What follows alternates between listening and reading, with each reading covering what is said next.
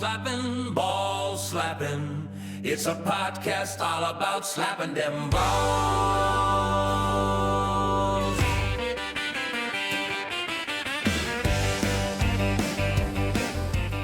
Hello and welcome back to Ball Slaps. If you've been wondering, is there a podcast for people that hit a ball with a racket, a paddle, a frying pan or anything else, and you were annoyed that there wasn't one? Well, have I got news for you, Gareth? There is one now. Welcome to Ball Slapping. Hey, Gaz, how's it going? Oh, I'm good, thank you, Daniel. How are you?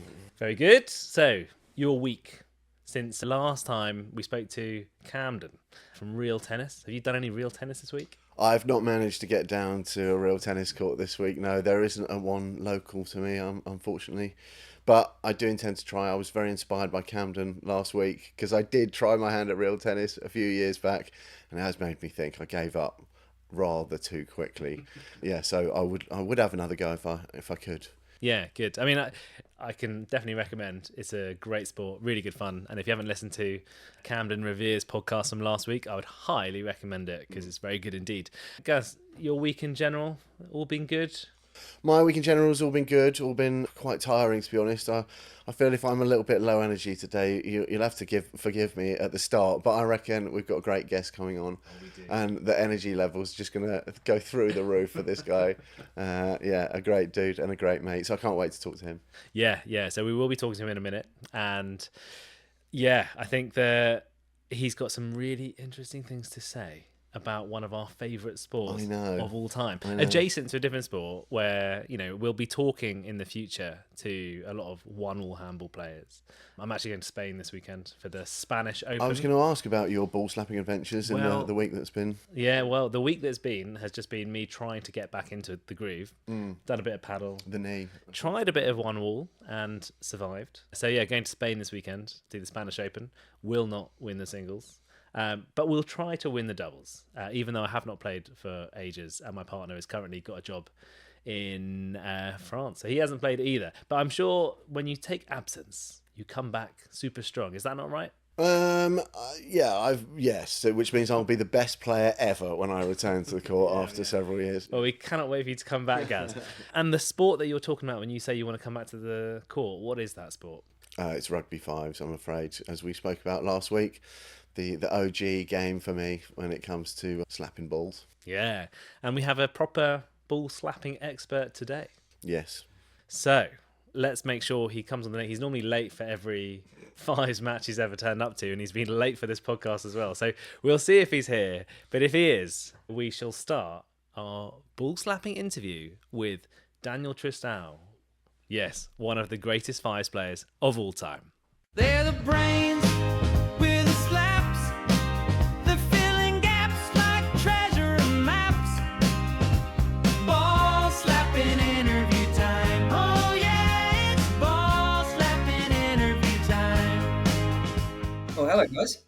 Hello, Dan Tristao. Welcome to Ball Slapping. How are you doing? Very well, thanks. All the better for speaking with you. Okay, so I should probably tell the listeners and viewers, if you're watching this on YouTube, hello.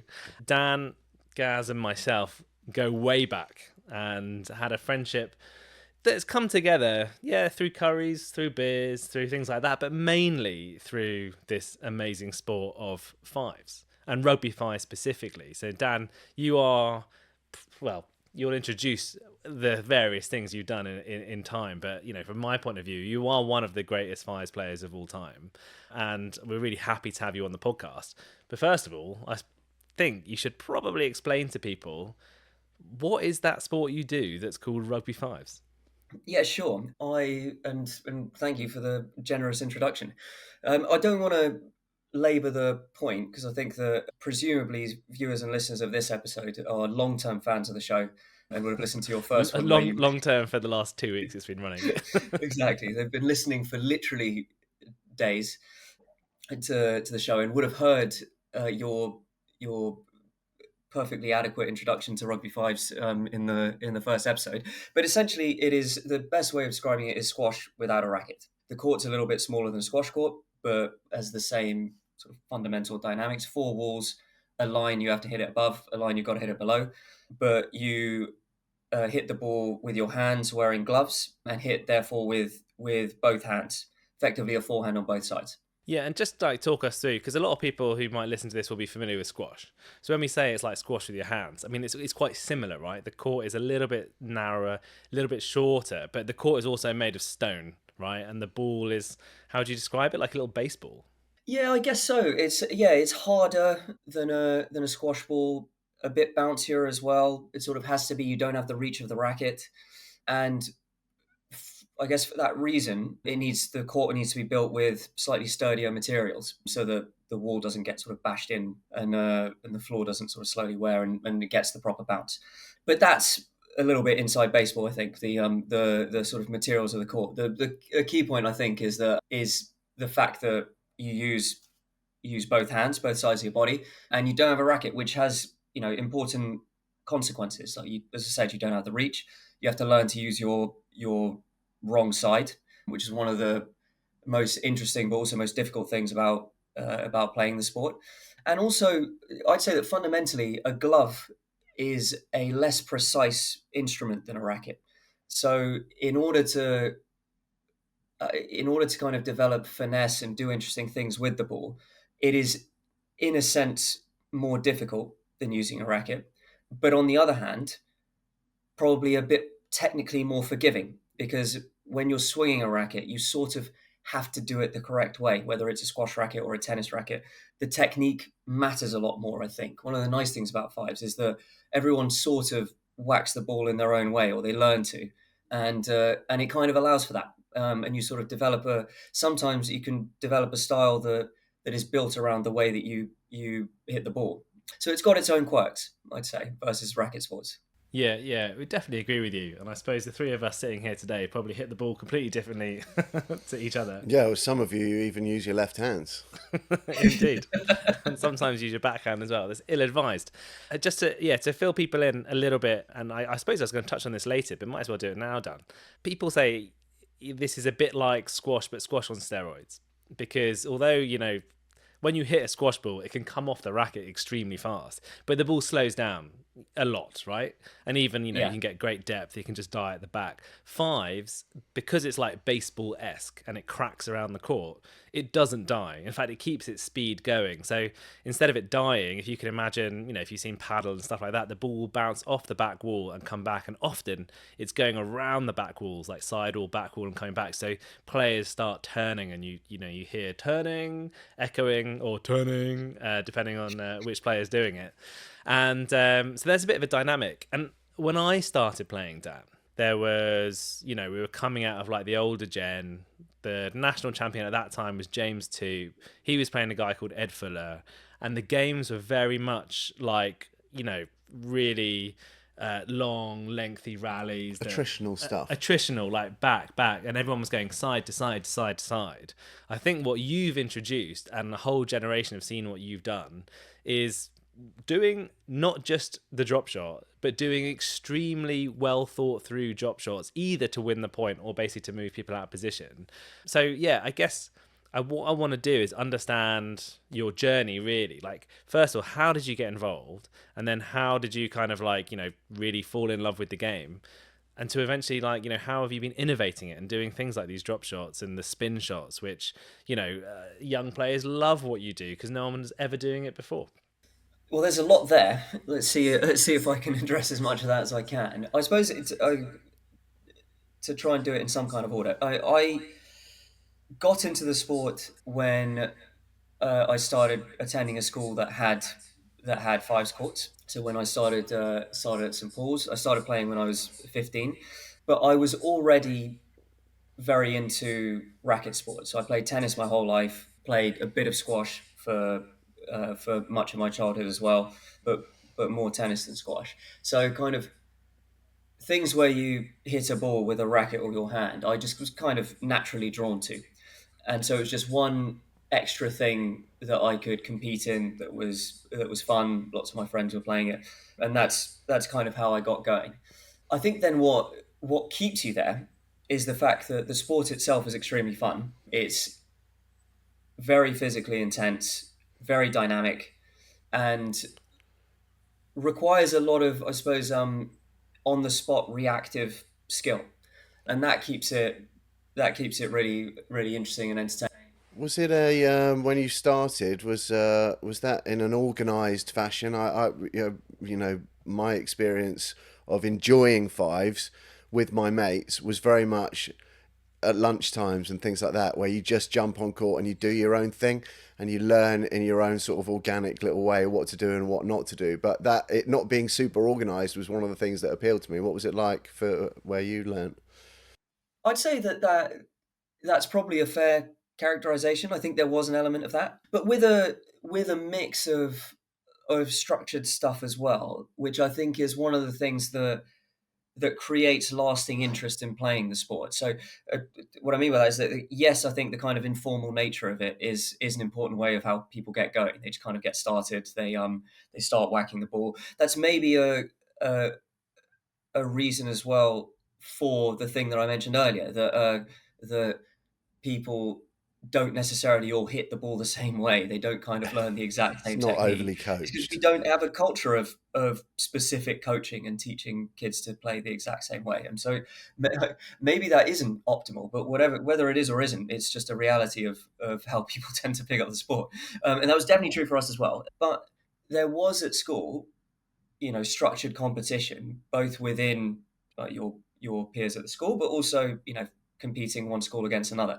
And I think that that's something that persists as you leave school, maybe you play at university, and then also beyond into the adult game. The fact that you can continue to compete becomes a cool part of it because it is a fully amateur sport.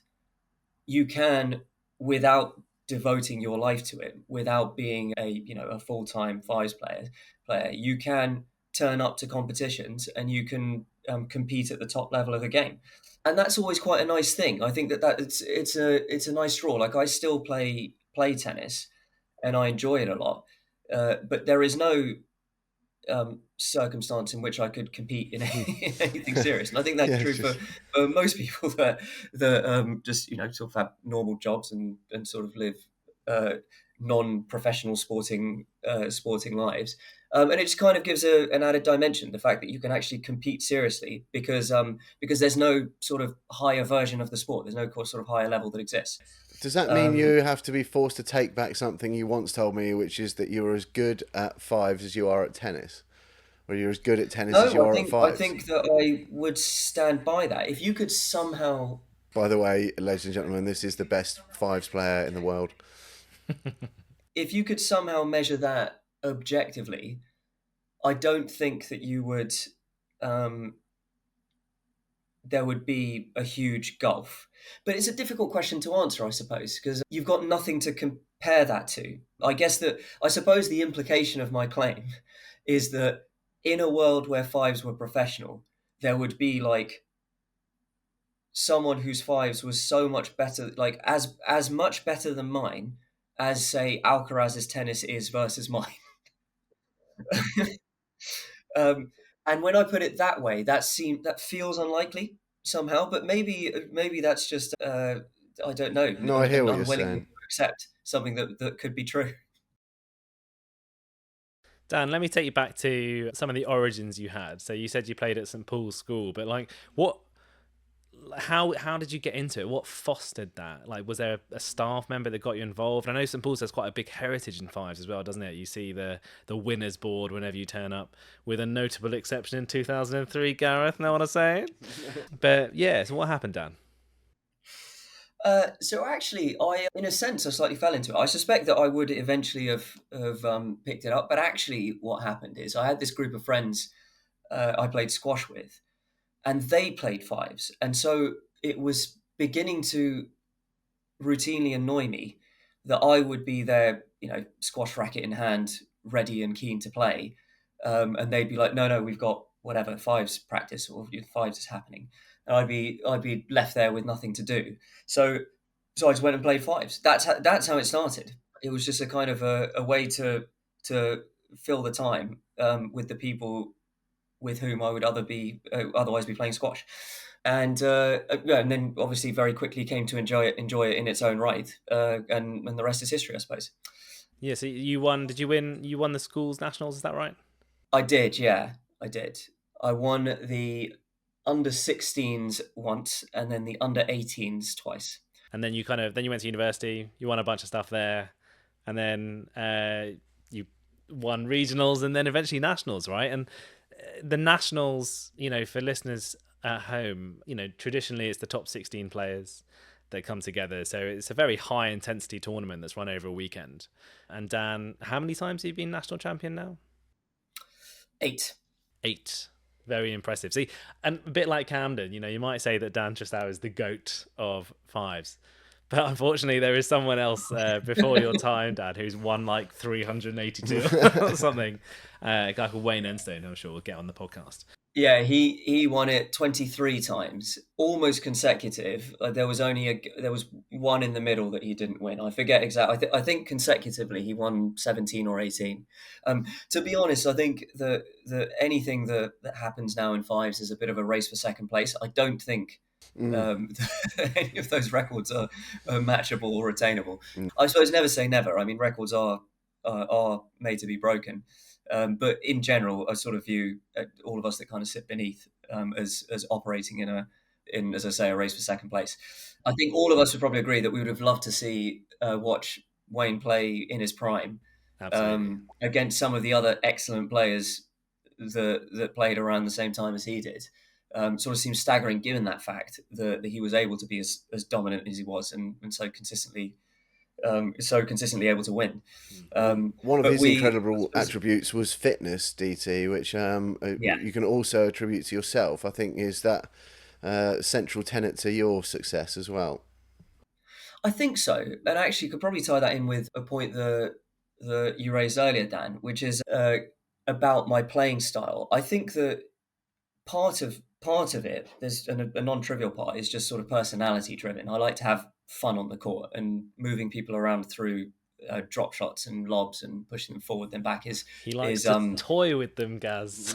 it's fun. It's fun for me at any rate. And but actually, it's not. I think it'd be a little reductive to boil it down to that. What actually happened is that when I began to play, I was very small as a kid. I'm not exactly a towering presence now, but I was particularly small as a kid, so I didn't have much power to work with. So what I did well, to your point, Gaz, is I retrieved really well. I was always quick, was good at reading the ball around the angles, and that sort of formed the basis of my game. But and that's enough to beat a lot of people, to be honest. If you just kind of keep getting the ball back, there are a lot of people you can beat by doing nothing more than that.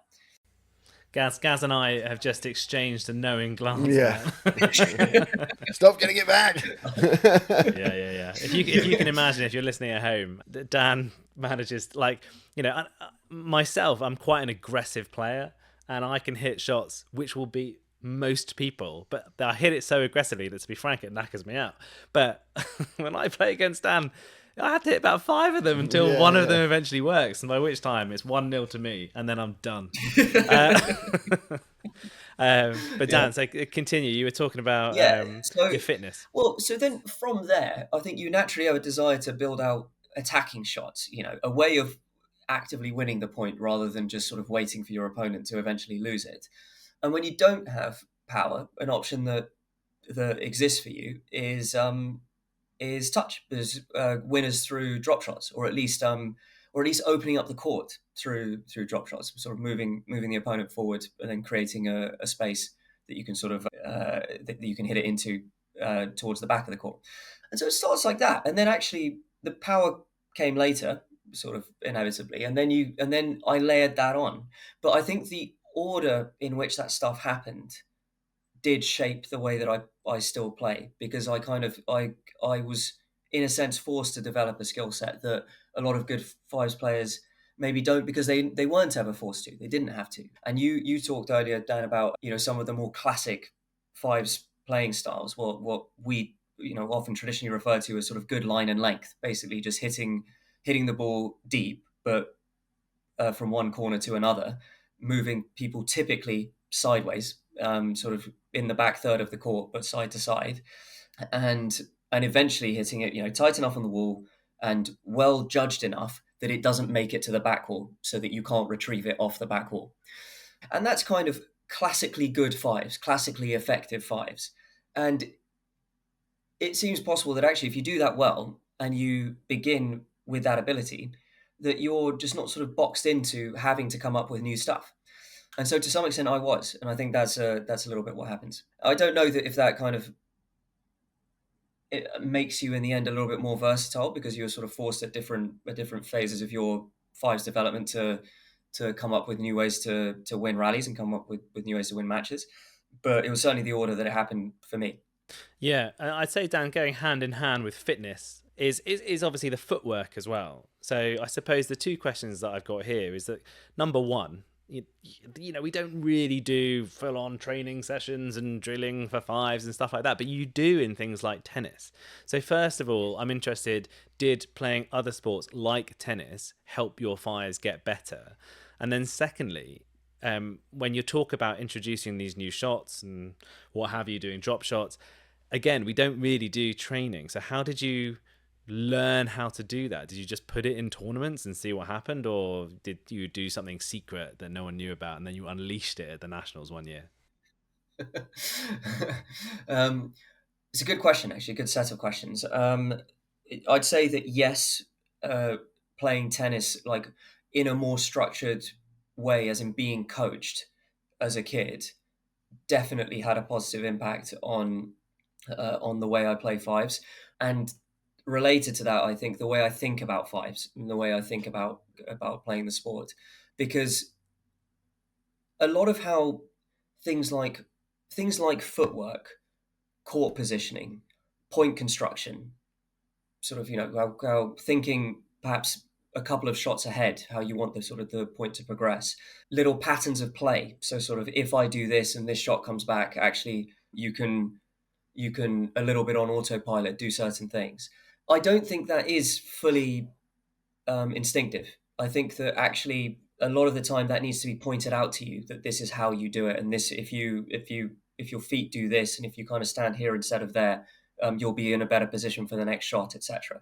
And by doing formal coaching in tennis as a kid, you are taught in that way. That is an important part of how you develop as a tennis player, and it therefore encourages you to think in that way. So even though that type of coaching never really happened in fives, your brain is already wired to think about moving around a court and hitting a ball and thinking about where your opponent is in a certain way. So I absolutely think that did shape things. And you had, oh yeah, and did I secretly did I conduct sort of secret missions to develop shots? No, no, definitely not. I don't think that five sort of lent itself to that. I mean, you're absolutely right to say that people don't drill. I'd argue actually that people probably should. People don't do it because the culture of the sport isn't that, and drilling's a bit boring. You sort of have to be forced by a coach to do it. But one extremely simple thing that I'm guilty of, but simultaneously baffled by, is why none of us train serving. It's in a way ridiculous. Like in tennis, you wouldn't dream of not practicing serve on and its own. just to put that into context for people listening at home, Dan, the serve, you know, in fives, it's quite a gentlemanly sport. So the incentive to win points is if you're returning a serve. So you can only win points when you're returning. But the serve itself is like this absolute potential to be a total hammer blow, where your serve is you basically throw the ball up so it bounces nice to you, and then you cream it as hard as you can, or maybe not as hard as you can, right down the opponent, hitting the sidewall, front wall, and it kind of cuts out an angle. Well, and like with you say, very Dan, few restrictions, it's with very few restrictions, right? You can hit it literally anywhere in the court. It just has to.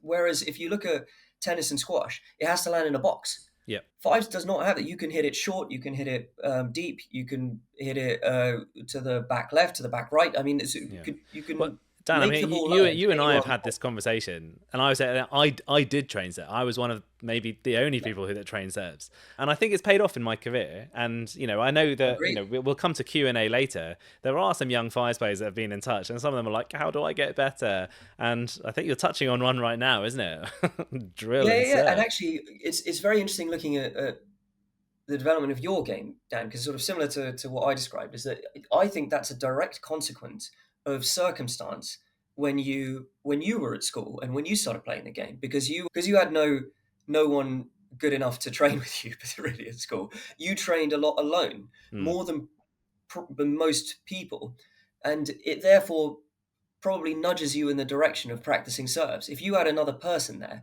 you'd probably just be playing matches. I'm sure I was very lonely at school. Yeah, exactly. Not just on the five score, presumably. Yeah, but you can't blame fives for your personality. Yeah. Anyway, But yeah, I think also to give credit to, just before we do down all these coaches across the country for saying that they're not, telling kids to drill their serve. They probably are, but I think if you're, say, 11 years old when you start school, or 13, obviously there's the one or two kids that are massive and got beards and stuff at age 13, but most kids are pretty small at that age. You talk, Dan, about having to generate all that power. You don't have the benefit of a racket. You're generating your own power. I don't see too many 11, 12, 13-year-old fives players hitting the serve to the back of the court, which is optimal. It's more like a midway thing.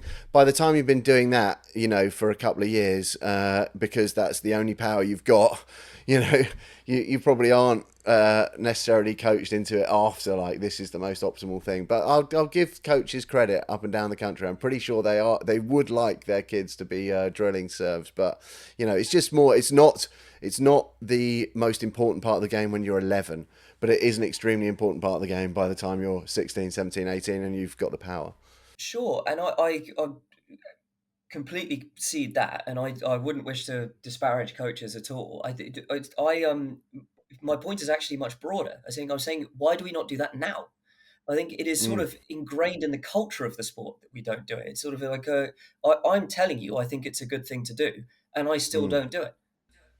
Yeah, and actually, Dan, you and I have spoken about this before. There's a serve that you can do. So on match point, when you play Rugby Fives, you essentially have 3 chances to hit your serve. Like, once it goes in, then the point is played. But you can mess it up twice, right? So you can try and hit the greatest serve of all time, and if it goes into the bar, you have another chance, whatever. So you have 3 chances.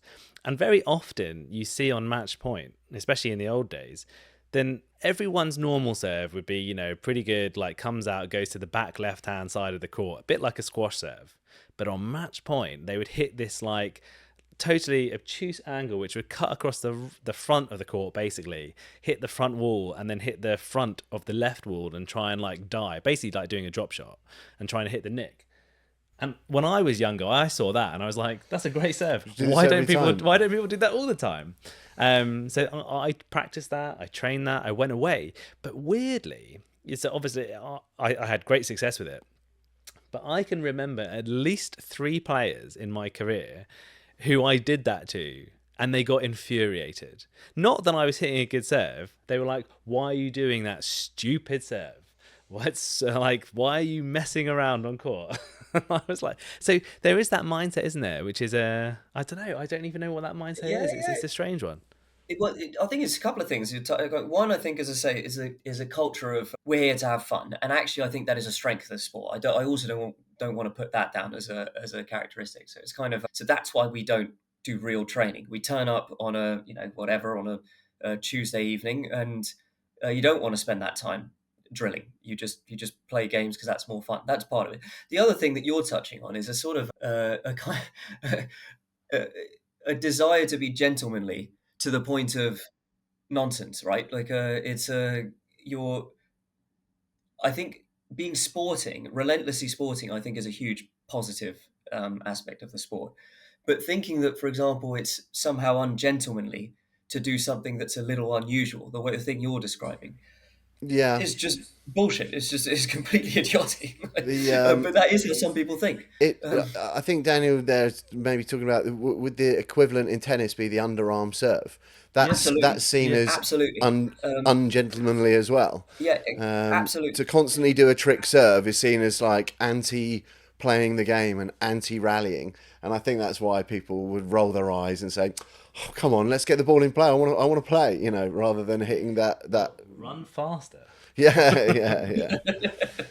Dan, this actually, I was gonna do Q&A at the end, but I think actually we're raising a few things that are worth jumping in on.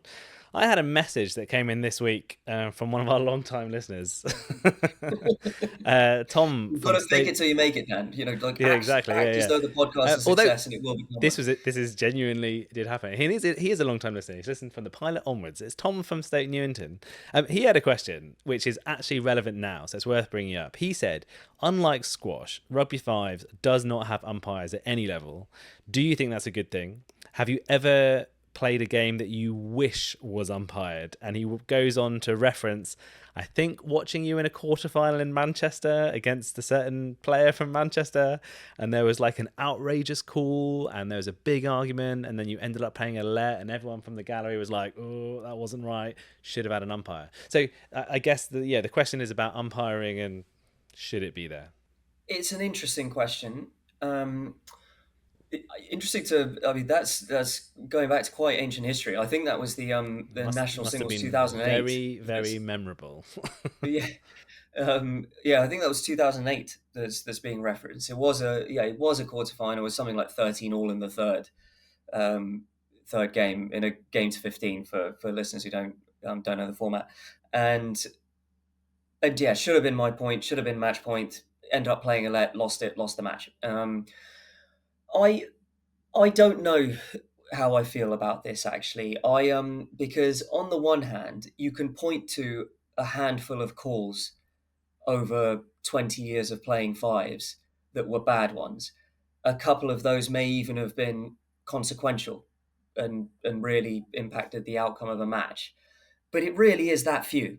Like it almost never happens. And I suppose you could argue, should it ever happen? But like if we had umpires, I am certain that we'd all be pointing to shitty umpire decisions that we resented and we thought were incorrect. So if it's about having fairness in outcome, I'm not certain, just from observational experience, I'm not certain that it actually would have yielded significantly different results. And I think that's a testament to the culture of fives. I think that most people are extremely fair, and most calls are very good. And one thing I'd say is that I played a bit of squash at school. Don't really play anymore, but that is always umpired. Any level of competitive match gets umpired, and the culture around it is just horrid. I mean, it's played by real wankers that behave as such on court when they like to play, and it's everything gets challenged, nothing gets fairly called. They kind of try their luck on the ask of the umpire and hope that they get the call rather than just Well, admitting that. Dan, I totally agree with you. I was having a chat just this week with someone about social media in sport and how we can kind of grow sport through viral clips and things like that. And you can point to a lot of sports to do their viral clips. And interestingly, when you watch squash, you're seeing phenomenal athletes playing the sport, but almost every single clip they play ends in an argument and people are annoyed and they're screaming and it goes to referee, and it's so, and I actually don't know why they put that out as their social media, because I think it makes the game look really bad, but that's by the by. And I would say, for me, and I suppose this is for you, let's move on a slight tangent for a second. It's not just fives that you play. You've mentioned tennis, but you've also done some other things too. Fives, for me, it's the most gentlemanly game of all time. It's just like, have a let. Do you want a let? I don't want a let. Well, have a let anyway. Let's all around. And then I started playing, and then you followed suit a bit later. We started playing one wall handball, where if you ask for a let, they'll shout at you, and you can block. You can legitimately get in people's way. It's the most ungentlemanly sport I've ever played. So, do you want to touch on briefly about your one wall career and like the jump between the two? Yeah, it's a very good point. It actually hadn't really occurred to me. But yeah, the culture that surrounds the top level of one wall is not the same as fives. It's very cool and it's got its kind of quirks, and it really shapes, I think, what makes the sport kind of awesome. But yeah, gentlemanly and sporting conduct is, shall we say, not universal in in one wall, and it is a lot of people trying their luck. Everyone wants to argue their case. Will shout down referees for making what they believe is the wrong call. In, by the way, a much more difficult sport to referee. Yeah. Way more. It's way easier to have difficult, like 50-50 calls, partly because there are a lot more ways the ball can go out, and therefore there are line calls that can be incorrect, which isn't true in fives where the court is enclosed, but also because there's no bar that you hit above, so it's kind of not always obvious. And also, as you say, the fact that that you're allowed to stand in people's way, subject to certain restrictions, not moving, etc. And it creates all sorts of fine judgments that referees have to make. And it was kind of funny, I think you'd agree, for a bunch of us fives players turning up to one wall and sort of applying our fives logic of like, oh, do you want to replay the point? I was like, oh, let me grab the ball for you. Like, here, are you doing well? To a sport where that just doesn't really really happen. I'd say that you adapt pretty quickly to it without losing your fivesness. I think that you kind of you start to just realize, okay, people are going to walk all over you if you keep offering stuff up, but equally I'm not going to be mean spirited. I'm not going to cheat. I think we always retain the view that if we knew something was down, we called it down. If we knew that we weren't obstructed, we'd tell you. You'd say you weren't obstructed. And I think that And you always know, by the way, you always know. The person hitting it always knows if it's up or not. I don't care what anyone says. You know if it's up or down when you hit that ball. I've never not known in my life. You know. So those of you out there that say you don't know, know. Of course you know. So it's I'm proud of the fact that I feel like we retained that level of sportsmanship in transitioning while adapting in other respects. I think, like, not just fully carrying over your five stuff. And actually, some of it I've brought back to fives, but maybe that's a little bit just me getting more short fused in old age. But I sometimes lose my rag more than I did when I was perhaps coming up. Not as in tantrums or anything, but just basically saying, if I'm certain that something was down or is not a let, and other people are equivocating, I don't just kind of join in the equivocation anymore. I think I sometimes just say that's just not right. It was, I saw it. I know for a fact that if you're in doubt, I'm not. And I'm prepared to stand my ground on that front now in a way that maybe I didn't early on. Yeah, I've seen that. It's scary when it happens, but it's quite fun when Dan's on your team. I'll bring you back to fives, Dan. I mean, because we'll talk to some one more experts as this thing goes on. I will close off the How one dare more you? loop. So I don't count. No, well, you actually did very well in a few tournaments. You won the UK Open doubles, did you not? And the UK Open singles. You were actually. I was a flash in the pan. I won a couple of things. Yes, I'll put this down. You were the first European to beat an American A player in a European tournament, or in any tournament, I think. You beat Mike Nagai in like 2011. You won the UK Open. You beat him so much he had to take his shirt off and put a Superman vest on. But yeah, so Dan, you're incredibly good, and you can actually go back through the annals. You can watch Dan play fives and one wall on various channels online. No, I think that's very kind, Dan. But I was kidding. It's my one wall success was at best short lived, I think, and I think I'd be pretty hopeless now on the one wall. Yeah, but Dan, remember, you were a very popular player off the court. And that's what's important. That's what really counts. To close off the one wall loop and bring us back to fives, very gentlemanly, like I say. The other thing you do, as well as offering a let for everything, like I'll have a sip of water, do you want a let? Is you say sorry as well. You say sorry all the time. Oh, sorry. And that's not just fives. That's a British thing as well. And I remember going to play one wall, and I got on court. My doubles partner was the current world champion at the time, so I was really like leveling myself up. And I went for a shot. I missed it, which, by the way, when you're shooting in one wall, it's like literally you've missed it by a centimetre because you're aiming as low as you can. So I missed it, and I was like, oh, sorry. And he was like, don't apologise. Just make the shot. And I was like, okay, thanks very much for the inspiration. It's so funny, that mindset, isn't it? It's like, if only I'd known that that's what I should have done. Like, what are you supposed to do with that? It's dumb, is it? Dan, let me pull you back to fives. I would like to know your greatest on-court and your greatest off-court memory of fives. Oh. Yeah, this is harsh, isn't it? I feel like we should have sent you these questions in advance, yeah. I know, I Is know. it? He did this to me last week. Don't worry. We'll fill in while you go through a 30-year Well, history of hitting while the I, balls. I was only going to say that actually, now that you've said that, Gareth, that obviously one of the contenders is that one doubles tournament that you and I won. Well, yeah, I don't like to talk about it, but I was there. Yeah. I think you taught Dan his drop shots, did you not? Yeah, it was a good one, that one.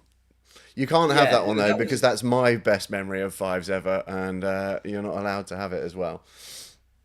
I don't know that this is a definitive answer. I think I'd have to think it through. But I do think that my first national singles win was a really cool one. But the reason I'd hesitate to pick it is that actually I've had I think back with more interest and more sort of fondness um, on sticking with that tournament, national singles wins that were much harder. Like the first one that I happened to win, for various reasons, the final wasn't that competitive. Like and big part of that was the fact that my opponent and longtime rival Will Ellison had an orders of magnitude more difficult semi final than I did. Beating for the first time in 5 years in that competition James too. Who'd just won five in a row leading up to that year. And he beats him, I don't know, 16-14 or 16-15 in the third game, turns up exhausted on the Sunday morning, and I beat him relatively easily. But the fact that it was the first does stay with you. That's a really fond memory. Sticking with that theme, actually, Dan, my first national doubles win, which is when you and I won that in 2012, I want to say. Yeah. Um, I is a really again fond memory of in my fives career. I mean, this is all going back a little bit, but I suppose that's quite a nice thing about it. Did you also ask my worst, or was it best? No, You, you asked you're best off court. you're best off court, but you can tell me your worst Fives memory if you want to. Oh, I don't know. That I actually don't. I don't know. Surely it's Sahib's. I think that probably warrants explanation. Yeah, yeah. There you go. It's for another time. You can't just throw Probably. that out there. We're not allowed in You- jokes on podcasts. That's true. You had to be there. Dan, you just mentioned doubles. We've spoken a lot about singles. Do you have any merit in, do you prefer doubles? And there's also Winchester doubles. And I should say, normally I say, hey, there's a great YouTube channel called Ball Slaps, which has got loads of videos on. Well, I have not covered Rugby Fives yet. My intention is to do that at the national finals this year. But I have done a video on Winchester Fives, the nationals, which you and I, Dan, we ended up winning last year. But what's your favourite version of Fives? What have you enjoyed the most? Is doubles really different? It is very different. I would say that singles is my favourite form of the game. I think that it's a lot more varied than doubles. Doubles tends to, and actually, if you ask some of the older guys, they say that this is a little bit of product of the modern fives ball that has sort of changed a bit over the decades. But it tends to sort of descend into just lots of big hitting, not a lot of touch play, very long rallies that are just sort of being ground out by whoever can hit the ball hard for longest, and it doesn't sort of match my game. It doesn't match my personality either. I like slightly more thoughtful development of points and construction of points, and I think that singles lends itself better to that because hitting the ball really hard is most of the time actually not effective. So you're forced to sort of be a bit more deliberate and a bit more operate with a bit more finesse, I suppose. Like and use more of the court, the front, the back, whatever. Like use the entire width and length of the court. And I think that singles is much better for that. I will say that you talked about Winchester Fives, which is a form obviously only played as doubles, and I think you touched on it in a previous episode. But basically has one dent in the left hand wall that means that if it hits there, it can shoot across the court rather than continuing to go on its trajectory. That is a more fun.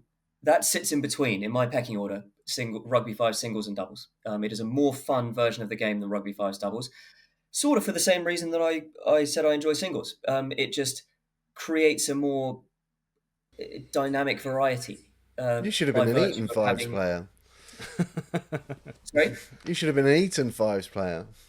Yes, Daniel, you would have enjoyed that. Okay, hang on. Actually, so it's an interesting point because I actually don't think that would carry across because one of the things that I also love about Rugby Five singles, but that applies to doubles and Winchester doubles as well, is that it is physically very intense and very draining in a cardio sense. Yeah, it Um, is.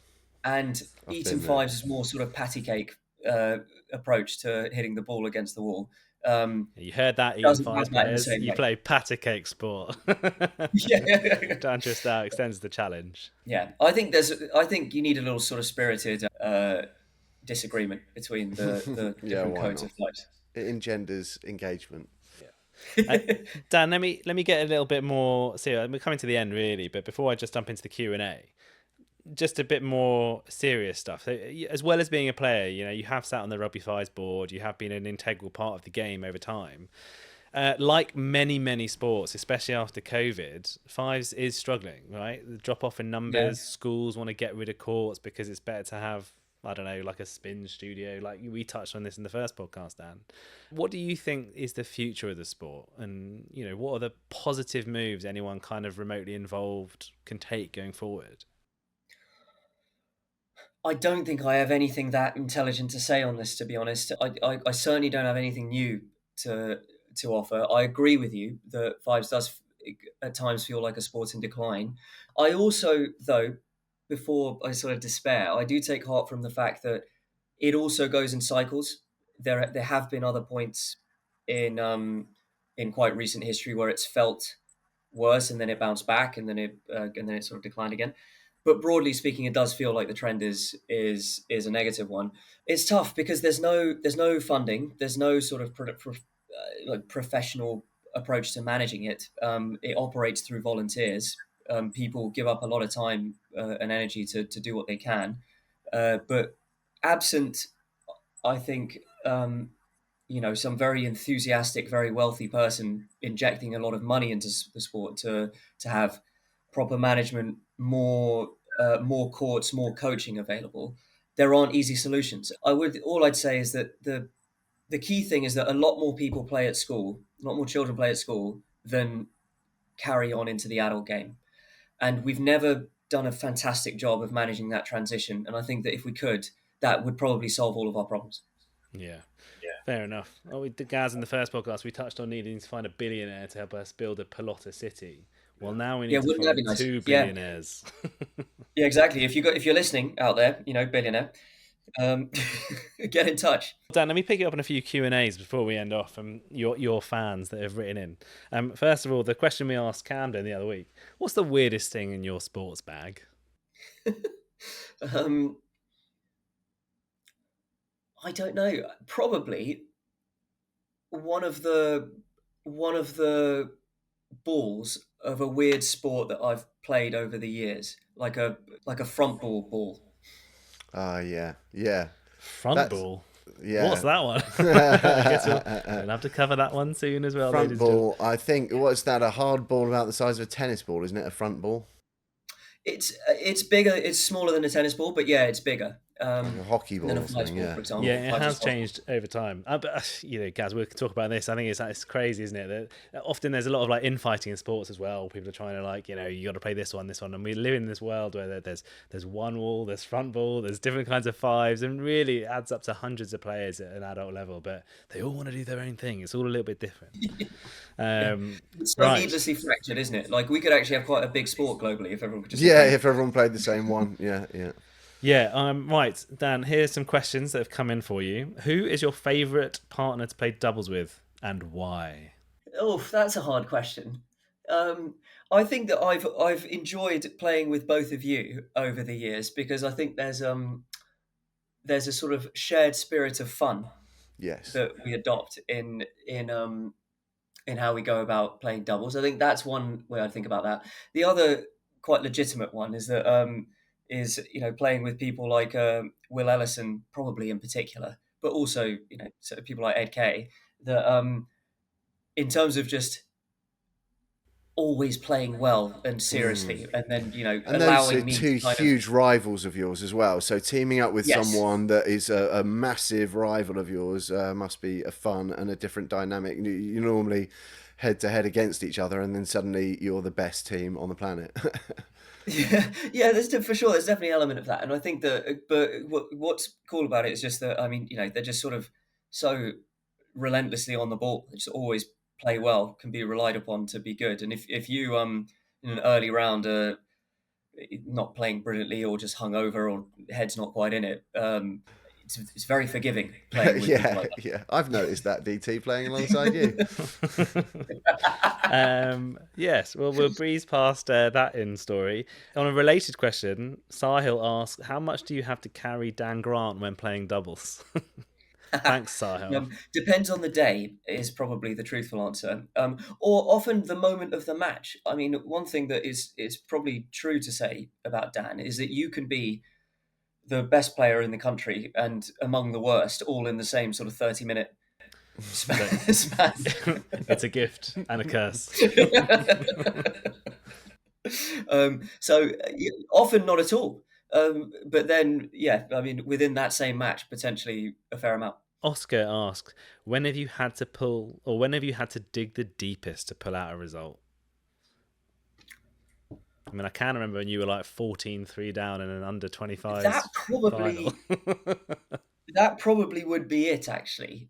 Actually, okay, I'll give two quick responses to that. One is it's that under 25s national final that you're referencing, where I was 14-3 down in the third game and won it 16-14. I think in terms of the scale of the comeback, that was the biggest. But I'd also argue actually last year's national singles final against Ed, uh, where I lost the first game and then uh, was down in the second a bit, won that, and then won the third. It felt like I was having to dig deeper because my body was fighting me more. Mm.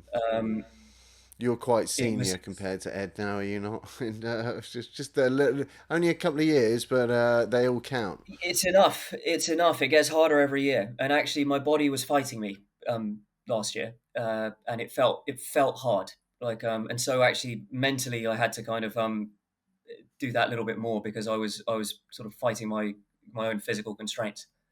Any plans to buy golf clubs and give up the sport? Are you gonna keep going? What's your future looking I like, I fives hope wise?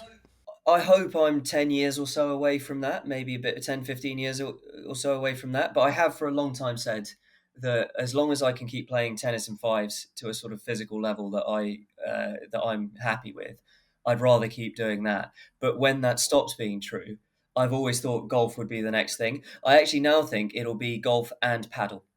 Well, Dan, just the other week you told me how much you were looking forward to taking up pickleball as well. Yeah, yeah. Pickleball, I think, would fit the criterion of being physically fine for me to do in those circumstances, but it's just such a crap sport. Absolutely not. I'm saying Yeah. nothing. We're not. We're not We're saying not anything. slappist on this podcast. Yeah, we're not. Yeah, not You, slappist. you've invited me on for my opinion. But That's true. Dan Yeah. is the most slappest person we ever met. We'll hold you to an audio contract, Dan. I will make a few videos on pickleball in the future, and one of my intended videos is to get you down to see if we can change your mind. Are you still up for that? I'll do it. I'll do it. Look, I am open to having my mind changed. I'm just quite confident that it won't be. Good. That's probably about it for the Q&A that went on. There was a couple of others there, but I'm sure you can ask Dan in person or on his Instagram. Dan, if people want to watch you play, how can they do that? In person, I would say turn up to the one of the tournaments, which you can find listed in the calendar on the RFA website. Yeah, and actually the It, Nationals is coming up, isn't it? So that's actually the a pretty next good one one, with glass courts as well. I think that is the last weekend of November. But for an accurate date there, you'll want to check the RFA website. But I will be there. Lovely. Right, well, Dan, I really enjoyed talking to you. I could probably talk to you. We'll do a part 2 Likewise. at some point because I think it's absolutely awesome. There is one last question. How would you describe Fives in one word? I would say brilliant. If I could add a second word, I would say sort of welcoming or inclusive. Well, welcome. you can't. Well, no, you can't. So We'll take your first answer. Very good. indeed. Well, Dan, Tristao, thank you so much for coming on. And Thank you for yeah, having if me. anyone's watching or listening at home, we will link to various Fives matches. We'll try and dig out some of Dan's best ones. Watching Dan Tristao play Fives, it's just magical, yeah, isn't it? it's the Federer, really, isn't it? Yeah. But yeah, Gaz, I'll have a chat to you in a second. Dan, thank you so much, and we'll see you soon. Yeah, see you soon. Ball slapping, it's a podcast all about slapping them balls. So that was amazing, wasn't it? Talking to Daniel. It was. I mean, like we talk to him quite a lot in life generally, but when he starts talking about the sport, often we don't really get into the weeds about the sport with him. I know. I did worry about that. We're so involved in the world of Fives. I feel like the listener may still have a lot of questions about the sport itself. I'm not Yeah. sure we explained it that adequately, but we did have a great introduction to one of the greatest ever players. That's so. very true. And I would say, yeah, I will be covering Rugby Fives. The national finals is this year. It's in Cambridge in November, so I'll be there. We'll make a little video. And I did a Winchester Fives video recently, and you can watch that. That gives you a pretty good idea about everything. You'll see lots of rallies and, you get an idea. But yeah, similar to squash, but with Yeah. a hard ball. And Yeah, I mean, we didn't even talk about why it's called Rugby Fives. The fact that if anybody totally new to ball slapping comes along and goes, what on earth's going on?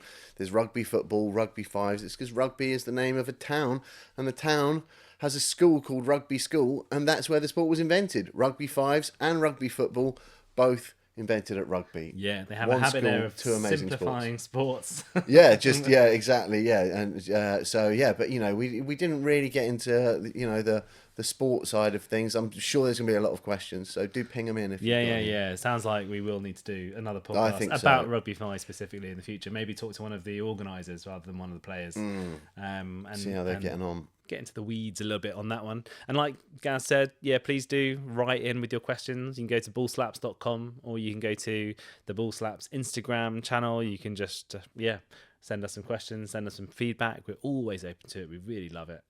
And that'd be great. Yeah, I feel like we should show people the equipment one might use for Rugby Fives. We talk about gloves, we talked about the ball, we talked about the court. That's true. I'm sure just go, if you go online and Google these things, then they'll come up. It's on YouTube. There's loads of great if matches. you are watching this podcast, because it's a recorded podcast, so you can listen to it, but newsflash, if you're only listening to it, you can watch it as well. You can watch it on YouTube and you can watch it on Spotify too. Behind us here, this glove, that is a Rugby Fives glove. It's basically a big leather glove with padding in it. Exactly, Super yeah. fun. More on the Ball Slaps channel. Gaz, I think it's been a pretty good start to the podcast so far. Yeah. We've had 2 amazing guests, 3 episodes been in the fascinating. bag. What are you looking forward to? Who do you want to talk to? Or I think the business of Fives and ball sports has got to come up soon. The money side of things. I think we should be talking to people about the growth of the sport sometime soon. I'll be excited to get some sort of people, perhaps MPs, people from Department of Culture, Media and Sport, that sort of thing. People we can grill about, how we can bring our sports up to the next level and see whether it's even possible to do it. I wonder if one day we'll have a guest like that. Yeah, well, we can certainly look for a guest like that, and that will coincide nicely with something. And that will coincide nicely with something I'm doing. I'm finishing writing a fellowship up at the moment about these random sports that ball slapping sports from around the world, but they've all got the same issue going on. They've all got a lack of funding, a lack of ability to convert players from school level to adult level basically, and lack of promotion because the money goes into the big 3 all the time, and that's at the detriment of minority sports. And my argument is that minority sports, whatever they might be, maybe it's hitting balls, maybe it's doing something else, but minority sports have a really important place because often not everyone wants to play football, do they? You might want to do something. Variety is the spice of life. Yeah, you might want to find your community, your people, and often minority sports do that the best. But Yeah. we are systematically killing them all off one by one. So I find that really interesting, and that's something to talk to someone from Oh, hell culture yeah. as well. Yeah, absolutely. So anyway, that is it for today. Next week, We're not quite sure on what the episode might be. It might just be Gaz and myself having a chat. But I'm in Spain this weekend. I've got the One Wall crew. I've got my other long-time co-host. You might have seen the videos, Christian Blackerby. We're going to have a chat to some people. We're going to try out some sports. Good luck to you out there. So we might have some on-the-ground podcasts for you coming up too, where you can feel the heat through the microphone. But that's it for today. Like I say, go to ballslaps.com or go to the Instagram, and don't forget to go to Ballslaps YouTube to watch all the videos too. Thank you very much for listening. Gaz, it's been a pleasure as always. Yep, thank you. Thank you for having me. No worries. We'll see you next time. Bye-bye.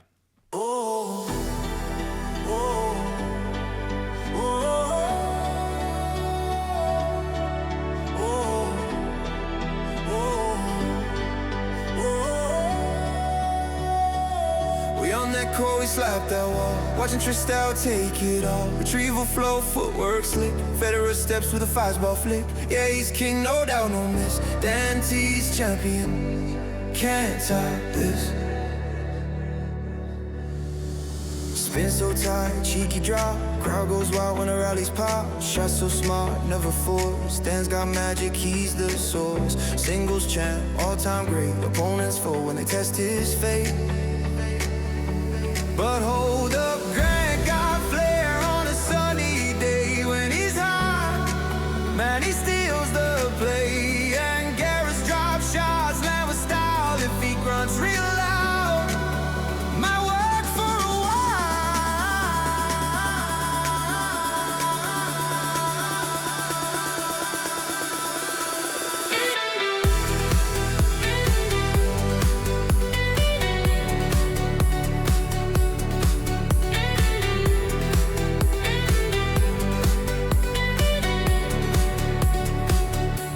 a court, we slap that wall. Watching Tristao take it all. Retrieval flow, footwork slick. Federer steps with a fives ball flick. Yeah, he's king, no doubt, no miss. Dante's champion. Can't top this. Spin it left and spin it right. Chicken trick shots all day, all night. Court control, angles tight. Dante shines in the spotlight. Legend moves, crowds and all. Game so smooth it drops your jaw. Raise your hands, no need to stress Dante's name. You know the best, but if Grant and Gareth bring that heat, Dan just smiles, he can't